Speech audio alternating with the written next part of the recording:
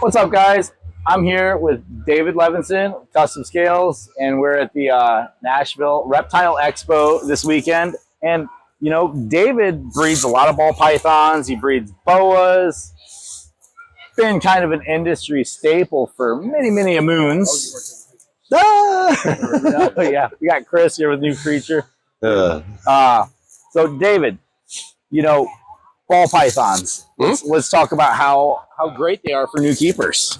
They're good for new keepers. Very easy species to work with. Very calm, slow-moving species. Nothing that's going to shoot out of the hand of a kid. Like I said, weekly meals. The older they get, you can go bi-weekly. No reason to overfeed them. You know, as long as you have your setup properly done for them, as long as you don't put a light on top that's going to drive them crazy, a good heat source, a couple hide boxes. I find these guys are amazing.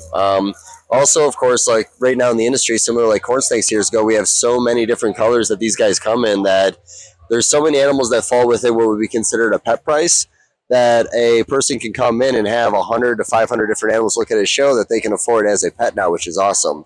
So, you know, certain things that we never thought would be affordable as a pet are affordable as pets now. And, you know, we all know in this industry, you buy a pet, you're probably going to want to buy another one. Maybe you decide you want to breed. I mean, this is all just the way it works. But, no, I love what we're doing in ball pythons. Like I said, I like that we're still doing some of the classics. You know, we are still pushing to make new stuff every year, of course. And, again, you know, I love the pet industry. I've always enjoyed selling pets. And, you know, just be able to have this much to offer now that everyone can afford is amazing. Well, yeah, and the cool thing about it is you have a whole variety with ball pythons. Some people like the darker snakes. Some people like the bright yellow snakes. I mean, some people like the bright yellow snakes that are mixed with the dark snakes. I mean, there's just so many different varieties. And, you know, I think that's the biggest thing that we're trying to show people is, like, these aren't hard to keep if you just do a little bit of research and set them up properly. They're going to look great for people. You know, more than 50% of the conversation I'll have with somebody that comes to the table is just mainly that, just like, you know, how our setup should be. Yeah, I love talking about the body language of a ball python, you know, reading what the tongue is to kind of get an idea what they're thinking. You know, just kind of giving people a basic understanding of what they're getting involved in because, you know, people are scared of this sometimes. So, you know, like I said, I do think that a lot of things, or at least my favorite thing about the show is definitely educating. You know, we don't really get that connection with a person when you're online trying to do sales. You're just doing quick.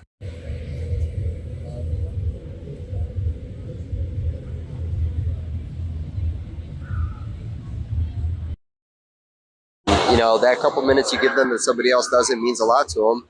And honestly, it's the difference between them buying from somebody else or you. So, you know, I put a lot of time into people. It's a $30 sale or $500 sale. Like I said, I just like educating when you come out to the shows, you know, getting new people involved.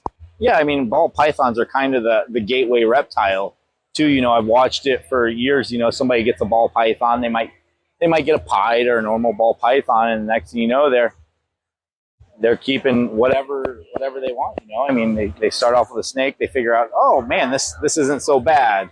Yep. And then they just kind of get introduced into our community, and you know, they go from there.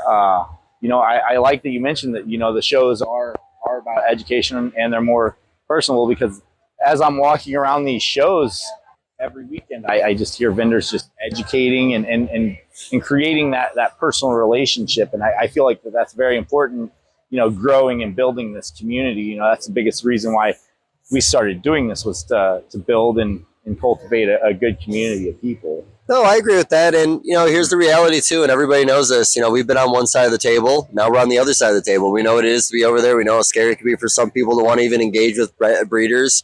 Like I said, I love the conversations and, you know, again, just talking the body language of the animals or anything to kind of get them over the hump. All right, David. Well, you've got customers to talk to, so thank you so much. Always good, bud.